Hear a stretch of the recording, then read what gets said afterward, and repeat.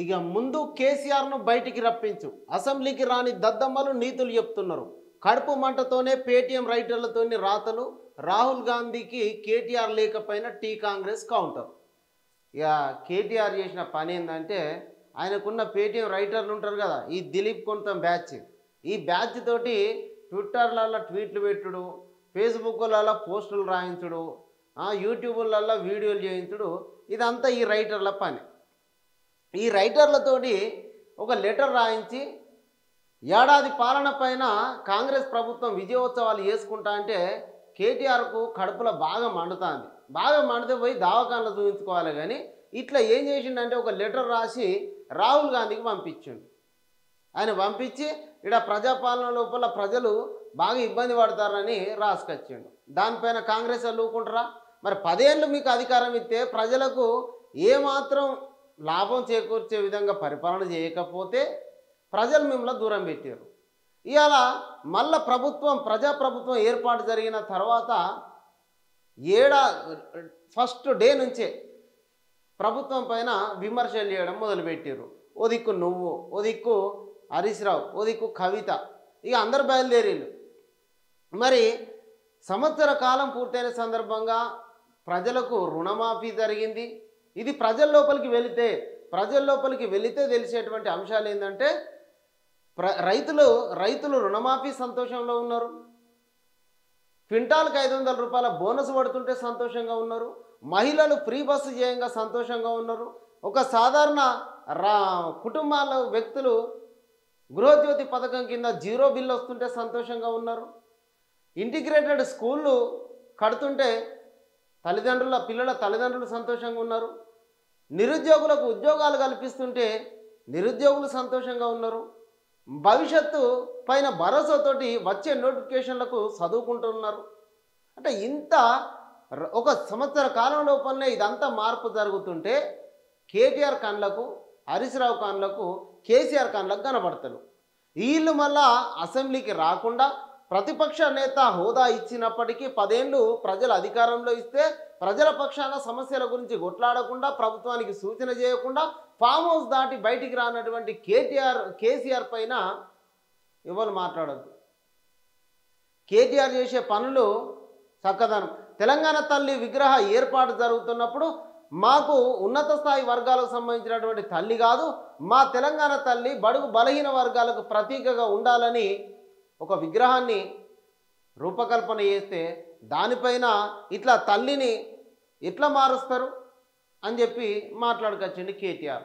అసలు తెలంగాణ ఉద్యమ సమయంలో తల్లి తెలంగాణ పార్టీ అధ్యక్ష హోదా లోపల విజయశాంతి విగ్రహాన్ని, తెలంగాణ తల్లి విగ్రహాన్ని మొట్టమొదటిసారిగా రూపకల్పన చేయిస్తే దాన్ని ఫస్ట్ మార్చింది కేసీఆర్ కాదు. ఇప్పటివరకు తెలంగాణకు తల్లి విగ్రహమే లేనటువంటి పరిస్థితి ఉండే. ఒక్కొక్కటి తెలంగాణ గీతాన్ని అధికారికంగా 10 ఏళ్ళ అధికారంలో ఉండి చేయలే. కవులపైన కోపం ఉంటే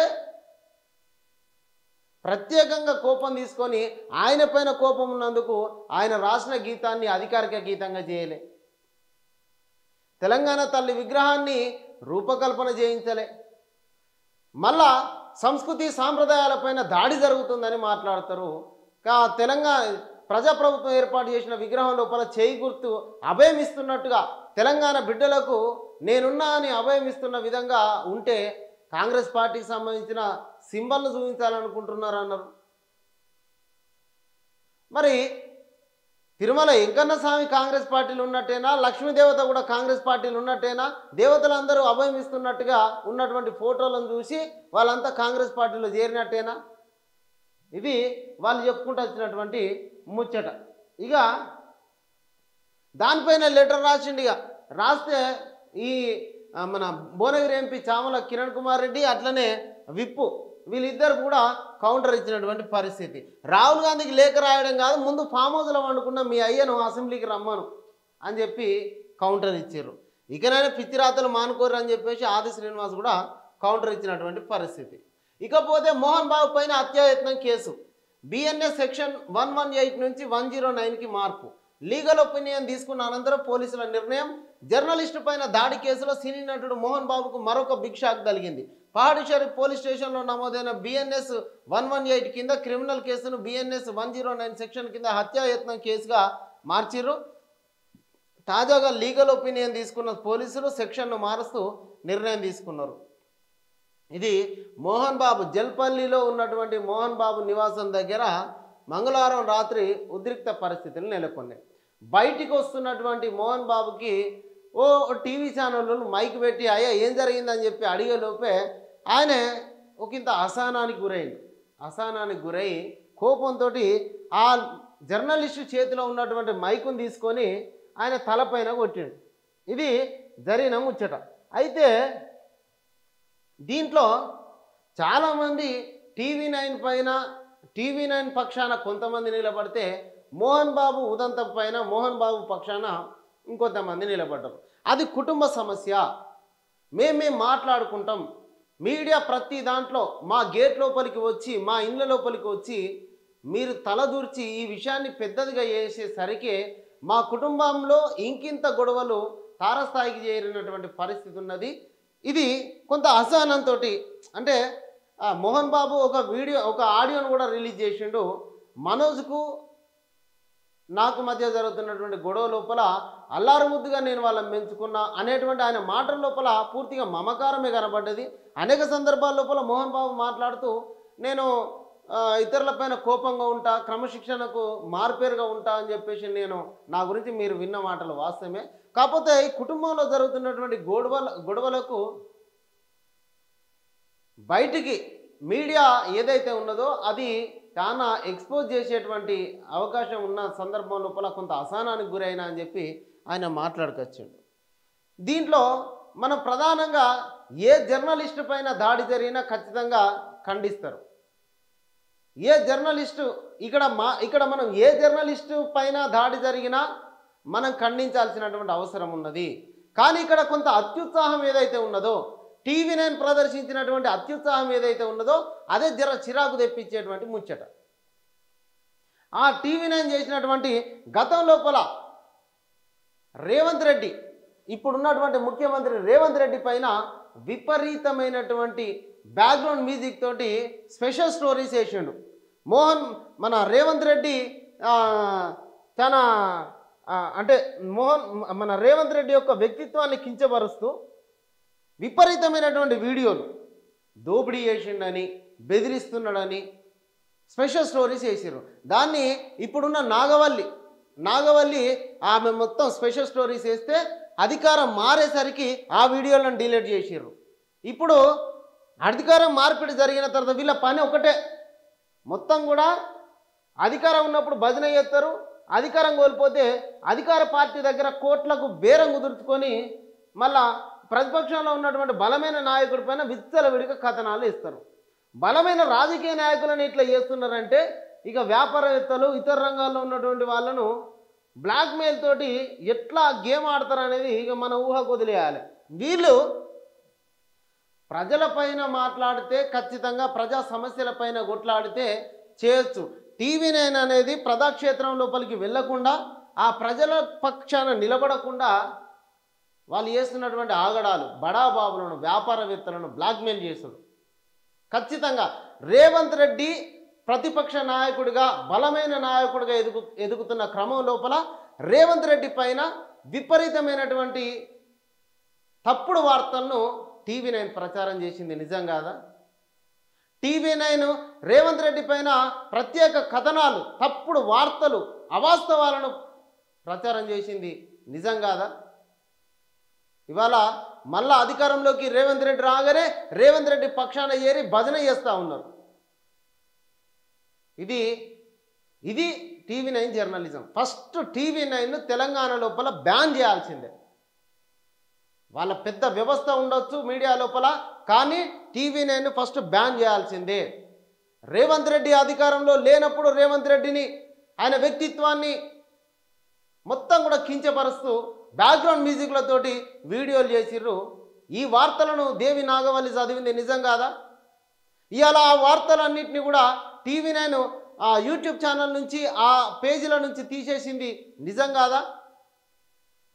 ఒకటి రెండు దొరికినాయి, తర్వాత వాటిని కూడా తీసేసే ప్రయత్నం చేస్తారు. ఇక ఇది అంటే మనం టీవీ9కి సంబంధించి కొంత అత్యుత్సాహం చూపించారు. వాళ్ళ పక్షాన వాళ్ళేం శుద్ధపూసలు కాదు.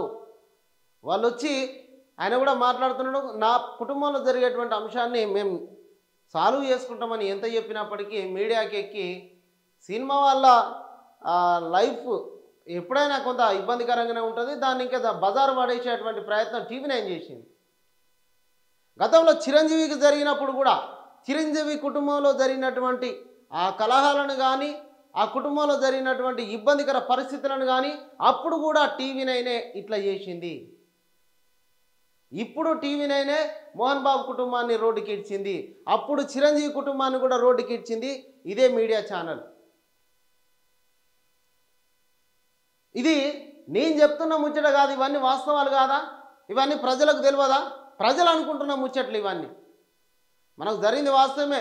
ఏ మీడియా జర్నలిస్టు పైన కొంత అసహనానికి గురైన జర్నలిస్టును కొట్టడం అనేది తప్పే, దాన్ని ఖచ్చితంగా ఖండించాల్సిందే. కానీ మీ పాత్ర ఏ పరిధి మేరకు వెళ్తుంది అనేది కూడా మీరు చూసుకోవాలి. గేట్లేసి తాళాలు పెట్టినా, మిమ్మల్ని లోపలికి రానియకపోయినా, అక్కడ వార్త అవసరం లేకపోయినా దాన్ని ఒక వార్తను సెన్సేషన్గా వార్తను క్రియేట్ చేశారు. ఆ కుటుంబం మానసిక క్షోభను కూడా అనుభవిస్తుంది అనేటువంటి విషయాన్ని గమనించలేకపోయారు. ఇది ఇక మరి ఆయన పైన హత్యాయత్నం కేసు నమోదైంది.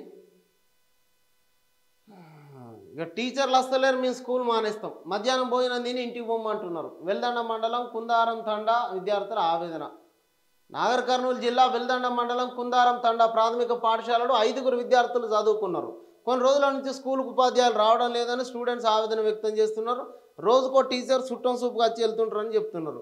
పాఠాలు చెప్పకుండా దీన్ని మధ్యాహ్నం ఇంటికి వెళ్ళిపోరు అని చెప్తున్నారు. ఇక చూడరి, ఫస్ట్ ముఖ్యమంత్రి దగ్గర ఉన్నటువంటి హోంశాఖ విద్యాశాఖను మంత్రివర్గ విస్తరణ చేసి ఫస్ట్ విద్యాశాఖకు మంత్రిని ఏర్పాటు చేస్తే ఇటు ఫుడ్ పాయిజన్ అంశాలు కానీ, ఇట్లా విద్యార్థులకు విద్యాబోధన సరిగ్గా జరిగే అంశాలు కానీ ఆ శాఖ చూసుకుంటుంది.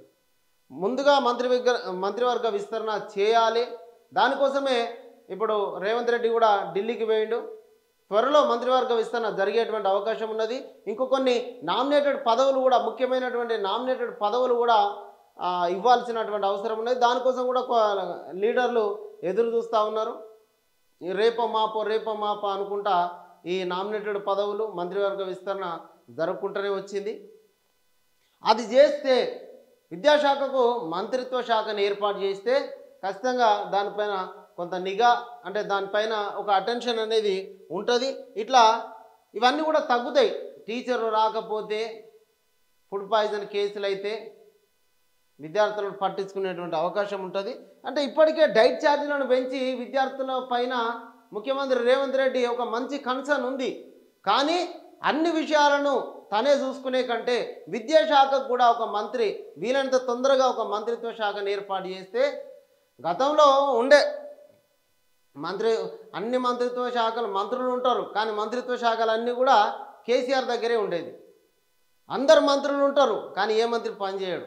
ఇవాళ మంత్రులకు కాంగ్రెస్ ప్రభుత్వం లోపల పూర్తి స్వేచ్ఛ వచ్చింది.